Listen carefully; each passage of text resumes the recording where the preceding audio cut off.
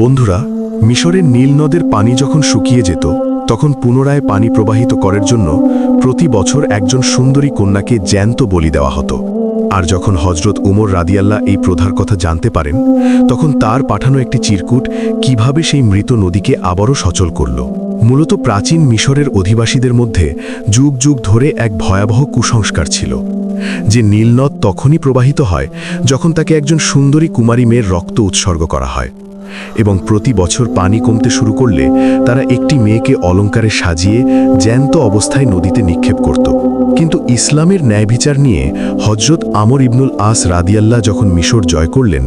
তিনি এই পৈশাচিক প্রথা নিষিদ্ধ করে দিলেন, যার ফলে অলৌকিকভাবে সেই বছরই নীলনদ পুরোপুরি শুকিয়ে ধুধু মরুভূমিতে রূপ নিল এবং মানুষ হাহাকার করে দেশ ছেড়ে পালানোর প্রস্তুতি নিতে শুরু করল। এই চরম সংকটময় মুহূর্তে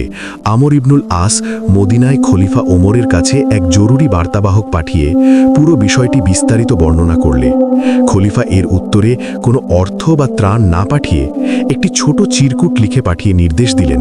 যেন এটি সরাসরি নীল নদের বুকে নিক্ষেপ করা হয়। যখন খলিফার সেই বিশেষ বার্তা নিয়ে বার্তাবাহক মিশরে পৌঁছালেন,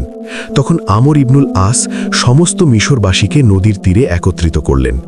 এবং সবার সামনে দাঁড়িয়ে খলিফা ওমরের সেই ঐতিহাসিক চিরকুটটি উচ্চস্বরে পড়ে শোনালেন। সেই চিঠিতে লেখা ছিল, হে নীল নদ,